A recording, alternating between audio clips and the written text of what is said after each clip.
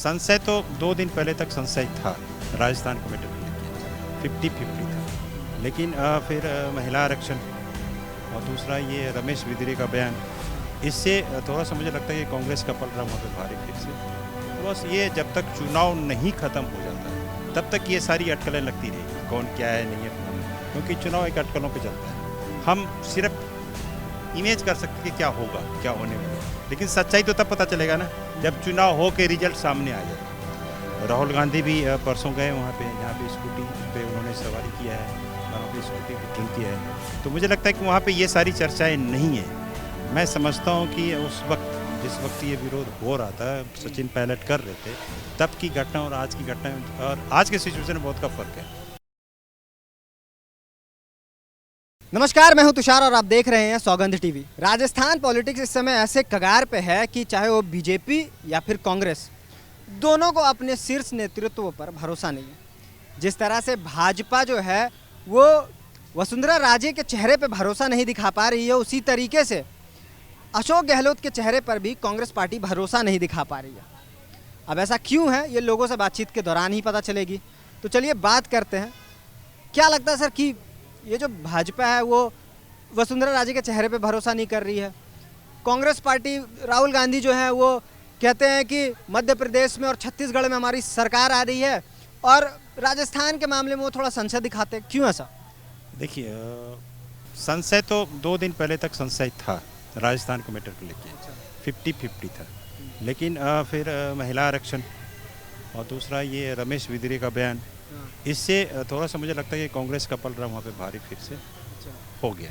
अब रही बात कि बीजेपी वसुंधरा राजे पे, सिंधिया पे भरोसा नहीं कर रही है, या कांग्रेस अशोक गहलोत के ऊपर भरोसा नहीं कर, तो बस ये जब तक चुनाव नहीं ख़त्म हो जाता तब तक ये सारी अटकलें लगती रहेगी, कौन क्या है नहीं है फलाना, क्योंकि चुनाव एक अटकलों पे चलता है।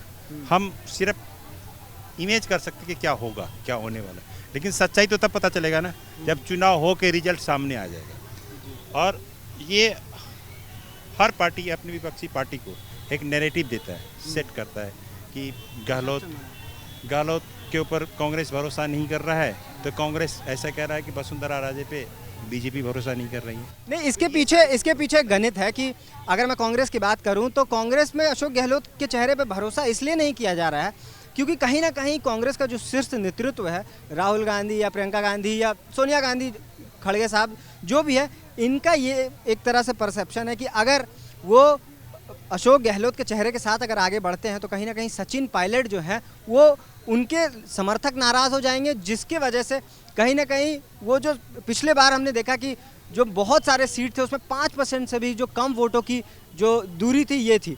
तो ऐसा भी हो सकता है इस बार कि अगर सचिन पायलट के समर्थक भड़कते हैं तो कहीं ना कहीं जो विधानसभा के चुनाव होंगे राजस्थान में वो भाजपा के एक तरह से भाजपा गोल कर देगी उसमें।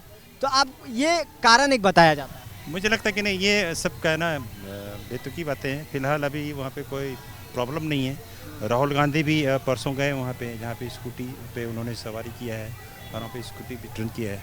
तो मुझे लगता है कि वहाँ पे ये सारी चर्चाएं नहीं है, ये सिर्फ भाजपा वाले का एक। अच्छा ठीक है, चलिए आप कह रहे हैं कि भाजपा की नैरेटिव है ये, लेकिन क्या इस बात में सच्चाई नहीं है कि सचिन पायलट ने खुले तौर पर वहाँ पे सरकार के खिलाफ ही मोर्चा खोला था? क्या इस बात में सच्चाई नहीं है? उस तरीके उमा भारती भी तो खोली है बीजेपी के खिलाफ, उस तरीके से तो उमा भारती भी खोली बीजेपी के खिलाफ एमपी में। अच्छा, तो इसलिए क्या कर सकते हैं? देखिए, आप कांग्रेस की इसमें बात, गांधी भी तो खोले हैं यूपी में। तो ये सब अफवाहें चलती रहती है बस, और पार्टी अपना काम करती रहती है। लेकिन सचिन पायलट बहुत बड़े चेहरे वहाँ जो राजस्थान की पॉलिटिक्स में, उनका इस तरह से विरोध करना, सरकार के खिलाफ मोर्चा खोलना, जिस तरह से जो राजस्थान के जो एग्ज़ाम्स है उस तरीके के भ्रष्टाचार का आरोप लगाना खुद की ही सरकार पे, इस चीज़ से क्या नहीं लगता कि जो एक गलत मैसेज गया होगा?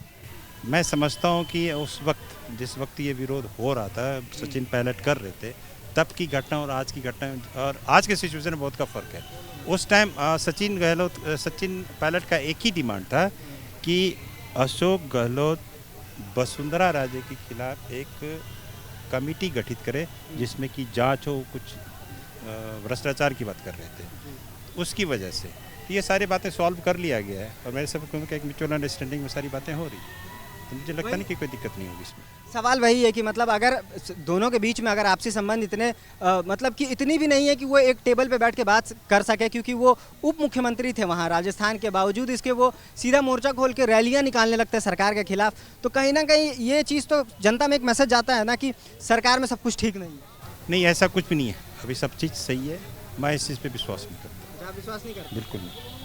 तो आने वाले टाइम में आपको लगता है कि राजस्थान पॉलिटिक्स क्या होने वाली है, मतलब कि क्या कांग्रेस सरकार में आएगी या फिर भाजपा का इस बार चांसेस है? मुझे तो कांग्रेस की लगती है, कांग्रेस आएगी बिल्कुल आएगी, 100% कांग्रेस आएगी। तो जैसा कि आपने देखा, हमने लोगों से बात की और लोगों का मानना है कि इस बार भी राजस्थान में कांग्रेस की सत्ता ही आएगी, चाहे कुछ भी हो जाए।